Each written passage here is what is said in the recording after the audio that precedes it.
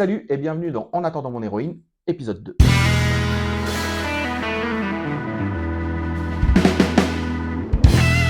Je suis toujours en compagnie de la réalisatrice et co-scénariste du film Mon héroïne qui sortira le 14 décembre et on va continuer à vous parler du film et cette fois-ci on va parler du tournage.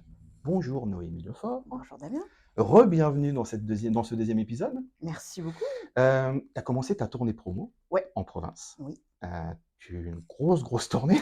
Oui. J'ai fait 68 cinémas. Voilà. Ça se passe bien? Ça se passe hyper bien. En fait, tout est tout nouveau pour moi. En fait, c'est mon premier film, donc j'ai jamais fait de tournée. Universal m'avait dit: «Dors bien avant, tu vas voir, c'est costaud». Et oui, effectivement, c'est costaud, mais quel bonheur d'aller rencontrer les gens. Parce que tu te dis, tu fais ton film, jusque-là, il m'appartient encore un tout petit peu. À partir du 14 décembre, il est aux gens. Et là, c'est un avant-goût, si tu veux, de le montrer aux gens et d'avoir les premiers retours spectateurs. Et c'est assez agréable. On tourne avec les filles, donc on va voir les gens. Et les échanges qu'on a à la fin sont magiques. Moi, je mets 1 heure à m'endormir après, parce que les gens m'écrivent et le film résonne beaucoup. Moi, ça a été une vraie surprise pour moi, parce que cette histoire qui m'est très personnelle, puisque c'est mon histoire, résonne autant chez les gens. Ça me touche beaucoup et ça touche aussi Pascal, Louise, Chloé et Brigitte, parce qu'on se dit: «Waouh!» quoi. Donc jusqu'ici, tout va bien. Puis on fait danser la France. J'ai vu Voilà, ça. c'est À la Chris fin, il y a Marquez. toujours une petite choré du film. Mais on nous la demande maintenant, voilà, on nous la demande. On l'a fait la première fois avec Chris Marquez et Jacqueline Spencer qui ont créé la chorégraphie de Mon héroïne. Et avec Chris, il me dit: «Viens, on les fait danser». Je lui dis: «Ah bon, t'es sûr? On va faire danser des salles de cinéma». Et oui, et maintenant on nous la réclame. Oui, j'ai même vu que tu l'as fait il n'y a pas longtemps avec Brigitte Fossé, carrément. Brigitte La Fossé classe, aussi. quoi. Brigitte Fossé a été très classe. Elle m'a dit: «Noémie, est-ce que ce ne serait pas l'heure du cabaret?» Mais bien sûr, Brigitte, c'est l'heure du Mais cabaret. bien sûr, allons-y. Allons-y, Brigitte, c'est parti. Elle fait du air guitar, elle fait très bien du air Ah ouais, j'ai guitar. vu ça, oui. Alors, la semaine dernière, dans le premier épisode, qui est toujours en ligne, on a parlé donc de toi, de ton histoire, du scénario. Aujourd'hui, on va parler de la réalisation et du tournage. Alors, c'est ton premier film, et toi, bim, tu te mets la pression tout de suite, tu dis, bah tiens, je vais tourner à l'étranger, à New York. Voilà, donc comme ça, Oui, voilà, tant qu'à écoute. faire, autant en mettre un peu plus. Hein. Donc du coup, comment tout ça s'est passé la préparation? Alors, il y a une partie qui se tourne à Rouen, Oui. et la grosse partie du film se tourne à New York. Donc bah, voilà, comment s'est passée cette histoire? Ce qui était assez compliqué, c'est qu'on était encore en pleine pandémie quand on a Mhm. commencé le tournage et que les frontières étaient fermées. Donc moi, j'ai quand même 1h15 de mon film qui se passe à New York et je ne peux pas aller à New York. Donc c'était un peu l'angoisse au départ, mais je pense avoir une bonne étoile, puisque le premier jour de tournage, de Mon héroïne, en France donc, je vois mon producteur, Mathieu Zeller arriver sur le plateau en pleurs et je me dis: «Ouh là là, qu'est-ce qui se passe? C'est notre premier jour, qu'est-ce qui se passe? On arrête tout?» Et pas du tout, il me dit: «Ils ouvrent les frontières». Donc la bonne étoile comme d'habitude, sauf qu'on avait prévu de partir le 1er novembre, d'avoir 1 semaine de prépa à New York parce que je suis partie avec mes chefs de poste français, mais j'avais 60 Américains qui travaillaient avec nous. Ah oui. Mais je ne les connaissais pas, les 60 Américains, je leur avais parlé en FaceTime en gros, mais on ne s'était pas rencontrés, donc il faut quand même s'adapter à Tu l'équipe avec m'étonnes. laquelle on va travailler. Et donc on devait partir le 1er, avoir 1 semaine de prépa et aussi pour que les filles, on se fasse toutes au décalage horaire et puis qu'on prenne un peu, fasse les repérages et tout ça. Ils ont ouvert le 8, qui était notre premier jour de tournage. Donc, ce qui fait que le 8 au matin, Chloé, Louise, Pascal et moi, nous étions dans l'avion et on a atterri. Et le lendemain, nous avons tourné. Ah ouais. Donc, pas de prépa, dans une ville qui est immense. Alors, c'est une ville que je connais très très bien, donc je ne suis pas perdue, tout va bien. Mais il fallait rencontrer donc cette nouvelle équipe américaine.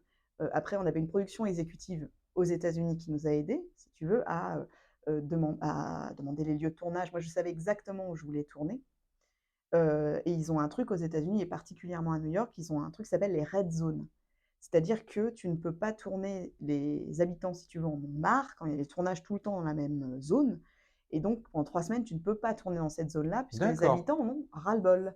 Donc moi, comme je savais exactement où je voulais tourner, très tôt, à partir du mois de juillet, on a commencé à tourner en septembre, j'ai donné les lieux où je voulais absolument tourner à la production exécutive américaine pour qu'ils puissent les bloquer. Parce que ça peut arriver, tu vois, ils peuvent te dire niet.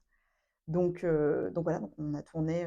Oui, parce que tu tournes pas dans des petits lieux planqués de New York quand même. Non, c'est vrai Il que y a Times Square, par exemple, rien que ça déjà. lorsqu'on a écrit les lieux de tournage, sur le coup, je me suis dit, tu vois, le NBC Studio, donc qui est quand Ouais. même au Rockefeller Center, là où est Jimmy Fallon, Très joli t-shirt, j'ai exactement le même, j'ai failli le mettre, on aurait eu l'air rigolo avec Damien.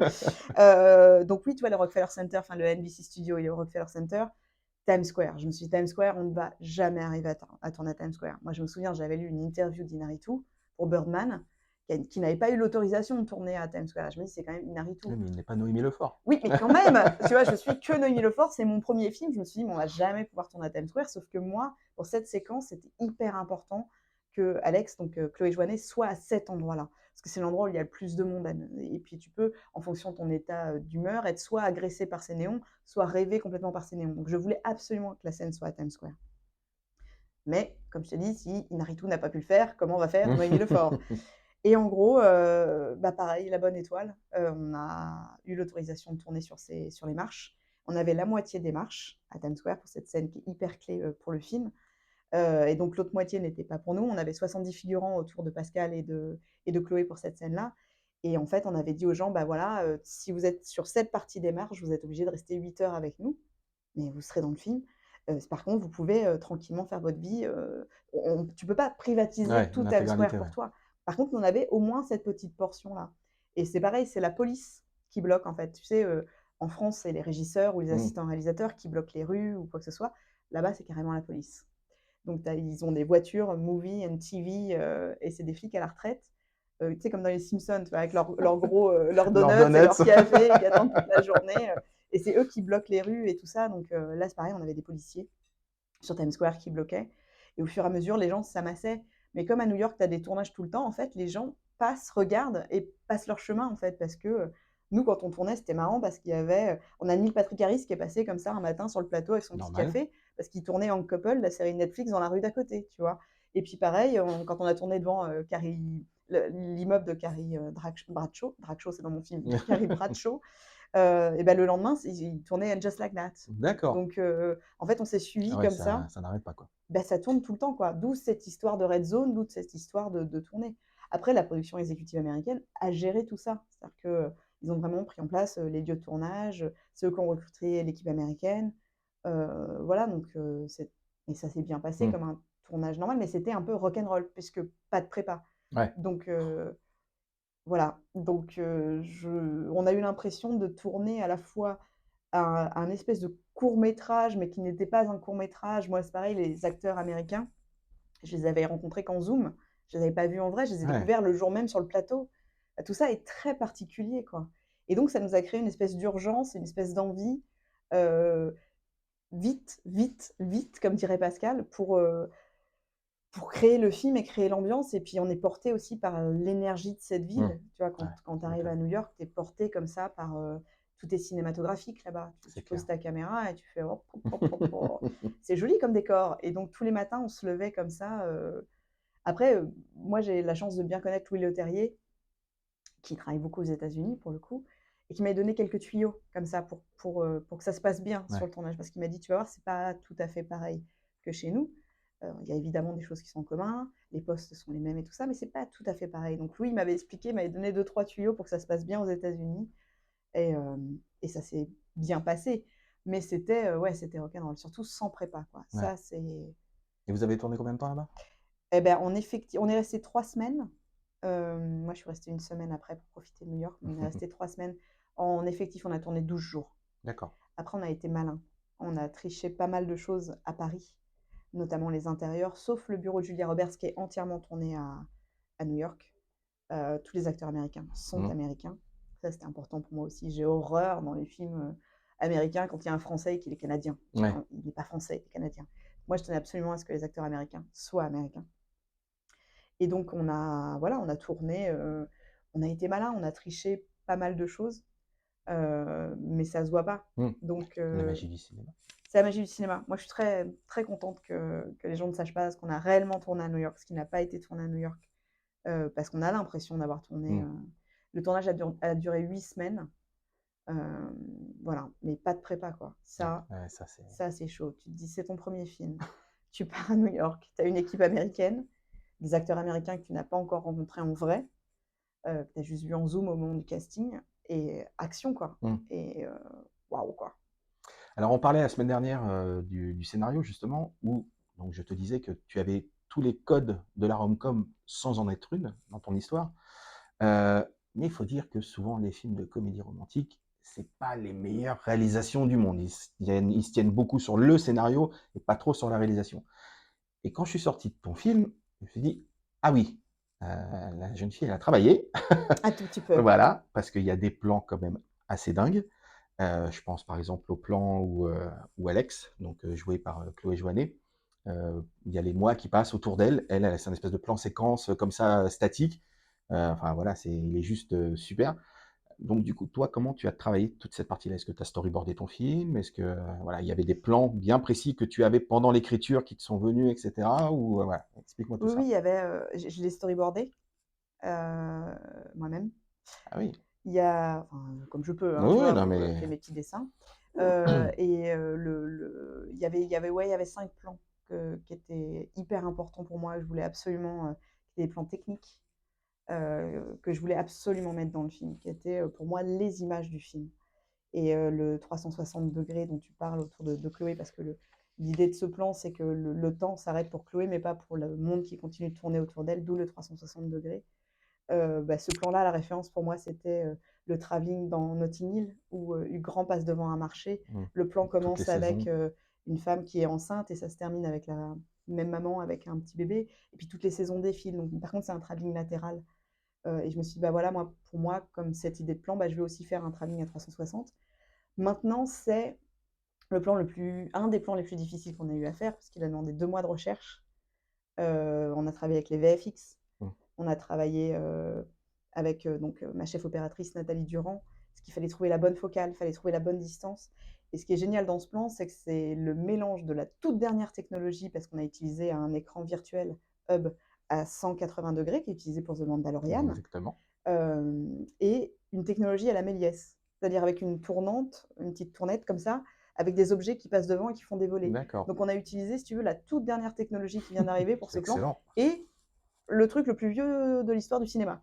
Donc on a utilisé 2 techniques comme ça, mais il a demandé énormément de recherche, ce plan. Et il y avait d'autres plans, voilà, que je rêvais de faire et c'est les plans dont j'ai parlé tout de suite à mon équipe technique, en leur disant: «Voilà les gars, il y a un challenge sur 5 plans, il faut qu'on trouve le meilleur moyen de les faire, de réfléchir ensemble comment on va les mettre en image». Il y a l'autre plan où les filles dorment et en fait la nuit passe comme un time-lapse si tu veux et que ça c'est pareil, c'est une vieille astuce de cinéma en fait, mais je suis très heureuse que toute l'équipe ait réussi à Mmh. faire Elle est super ce bien. plan-là. Voilà, le jour se lève dans la nuit passe en fait et on s'est amusé plusieurs fois à faire des choses un peu on a fait joujou quoi. Mmh, oui, On oui. a fait joujou avec les outils du cinéma, avec, comment tu racontes un moment, comment tu racontes un sentiment avec un mouvement de caméra, avec des astuces, quoi. Mais ce qui est intéressant, c'est qu'au-delà des plans, enfin, au-delà des séquences plutôt, je trouve que tu as des cadrages aussi qui sont travaillés. Moi, il y en a un qui m'a marqué. Alors, je pense qu'il est succinct pour, les gens. C'est quand, Louise est assise en train de bouquiner et que Pascal Arbillot est dans la cuisine. Je trouve que la mise en place du plan, en termes de ligne de fuite, de cadrage et cetera, elle est pas c'est une leçon de cinéma. Elle est parfaite. Bah, merci beaucoup. Écoute, oui, j'ai un souci. J'ai un truc avec les lignes. D'ailleurs, on a fait le film en scope. Dès le départ, on s'était dit: «Le film sera en scope parce qu'on va à New York, quoi». Mmh. Donc toutes ces lignes de fuite et tout ça. Oui, voilà, j'ai un petit souci avec les lignes, avec les cadrages, avec j'ai besoin que les choses soient bien à leur place. D'ailleurs, Louis m'avait dit: «Fais attention, aux États-Unis, tu ne peux pas bouger un objet». En fait, moi, je suis réalisatrice, mon travail, c'est d'être réalisatrice. Donc c'est effectivement de caler mes cadres avec ma chef op, de diriger mes acteurs. Mais je n'ai pas d'autre poste aux États-Unis que celui-ci. Et par exemple, tu vois, si le verre est là, par exemple, dans mon cadre, et que je ne veux pas que le verre soit là, bah, en France, je l'aurais bougé, Mmh. en fait, tu vois, parce qu'on aurait gagné du temps. Aux États-Unis, il faut que je parle à ma première assistante, qui parle à mon deuxième assistant, qui parle à ma troisième assistante, qui appelle le chef déco, qui appelle l'assistant déco, qui appelle le chef accessoiriste, qui appelle l'assistant accessoiriste, qui va bouger le verre que j'aurais pu prendre avec ma petite main pour le bouger de quelques centimètres, et tu as perdu un quart d'heure. Putain. Donc, merci Louis de m'avoir donné ce tuyau parce qu'effectivement, j'ai échangé avec Philippe Lioré, parce que je l'ai croisé à un festival là où il présentait son film et moi le mien, donc on a échangé tous les deux. Il m'a dit: «C'est toi qui as tourné à New York?» Et je lui ai dit: «Oui, oui», et on échangeait sur nos expériences parce que lui a tourné au Canada. Il me dit: «Une fois, je me suis retrouvée comme ça avec un cube dans mon plan parce que j'avais pas le droit de le bouger». Donc on en est là quand Ah même, ouais. tu vois? Et donc oui, voilà, on a travaillé, un maximum. J'aime bien composer mon image, voilà, c'est important. Alors, on est de la même génération. On a le même âge, donc Et les le années même et le t-shirt. même t-shirt. Donc les années 80, on a grandi, on a eu la chance de grandir, dans la décennie où la pop culture a vraiment explosé dans le monde entier. Hem, il y a beaucoup de références dans le film, là-dessus. Et en fait, il n'y a pas que des références, au cinéma, il y a des références à la culture aussi. Par exemple, bah, les fans vont reconnaître un hommage à Notting Hill, on en parlait dans la première émission. Et pareil, si on regarde les murs de la chambre d'Alex, il y a plein de posters de cinéma. Il n'y a pas que de Julia Roberts. Non? Et d'ailleurs, je pense qu'il y a certains films qui sont, à mon avis, qui ont une résonance pour toi. Pareil, il y a des figurines pop, donc voilà, très modernes. Et il y a même d'ailleurs dans le film une ref qui m'a fait beaucoup rire à Beverly Hills, à la série. Oui? Du coup, voilà, comment tu as travaillé tout ça? Quelles étaient les choses importantes pour toi que tu voulais absolument mettre, même en troisième plan, dans le film et où tu étais intransigeante là-dessus? Ah bah, écoute, le chef déco s'est bien amusé. Oui, Parce qu'en fait, il est venu chez moi et il a tout pris. Donc la déco, est venue chez moi et s'est dit: «Bah, de toute façon, le personnage d'Alex, c'est toi, donc on va prendre, bah, tout ce que tu aimes toi». Et en gros, il a fait une razzia chez moi de toutes mes Funko, il y a les petites Funko de Julia Roberts, il y a Grogu, il y a les Mignons, enfin, voilà, il s'est amusé à prendre, et les affiches que tu vois dans la chambre d'Alex sont les affiches qui étaient dans ma chambre ou de films que j'aime aujourd'hui, en gros. Donc ce qui est marrant gros d'ailleurs. big up à La La Land. Ah bah, on adore, moi j'adore Damien Chazelle, hein, de toute façon, donc oui, gros big up à La La Land. Il y a aussi Breakfast at Tiffany's, il y a aussi Jacques Tati, Ouais. qui est un de mes réalisateurs préférés. Il y a, je crois qu'à un moment, on voit le petit wagon de Little Miss Sunshine qui est sur le il y a plein de petites choses à choper comme ça, et les affiches de Julia Roberts sont mes affiches. C'est qu'il y a une D'accord. dame au Gaumont à Rouen qui me donnait les affiches de Julia. Il y a même les sets de photos, tu sais, qu'ils avaient dans les cinémas Mmh. avant, qui Bien donnaient, sûr. et ben, ce sont les vrais, ce sont les miens, en fait. C'est un cadeau que m'avait fait, Véronique, qui travaillait au Gaumont Rouen, qui me donnait toutes ces affiches. Donc toutes les affiches que tu vois sont les miennes, plus effectivement plein de références à la pop culture. Moi, comme tu l'as dit, je suis née en 1980 comme toi, j'ai grandi avec cette pop culture, j'aime ce cinéma, et donc oui, on s'est amusé à mettre ça, et il y a plus de 32 références au film de Julia Roberts et à Julia Roberts elle-même dans le film, dans les décos, dans les costumes, dans les personnages secondaires. Je ne sais pas si tu as vu Kit passer, un moment, il y a Kit de Luca qui descend.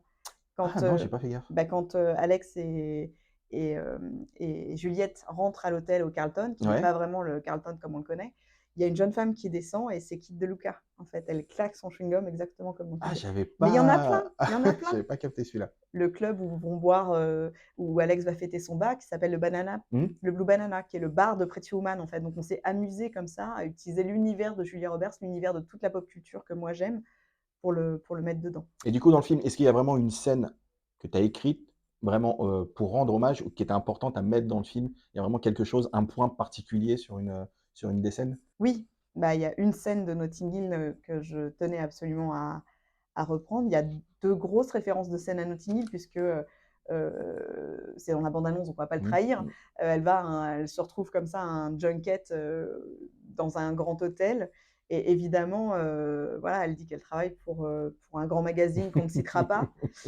Donc oui, il y a énormément de références, évidemment, quand j'ai écrit cette scène-là, je suis obligée de faire référence à cette séquence-là qui est iconique, et pour l'autre, aussi, elle est peut-être moins iconique dans Notting Hill, mais elle est aussi très marquante, voilà, je ne peux pas vous en dire plus, Voilà, faudra voir mais le film. il faudra voir le film.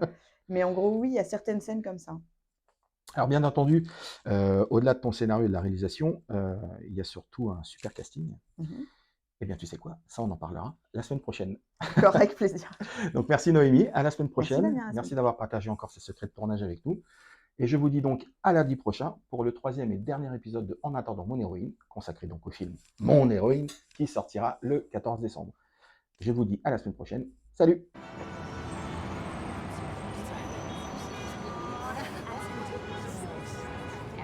Bon. Bah, je suis désolée, hein. Je croyais qu'on était vachement en retard. En fait, on est méga en avance.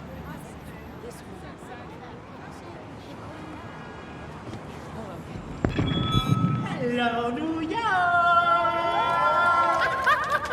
Are you human? Are you human? Hi, thank you for coming. Cute jacket. Hi, hi. Hey, thanks for coming. I have a question for y'all. Are you ready, girls? That's what I'm talking about. Welcome to the Sex and the City tour. Yes! I'm your tour guide, Carrie Dragshaw. Now, I have one favor to ask. Please repeat after me. Fuck yeah! Fuck yeah! Oh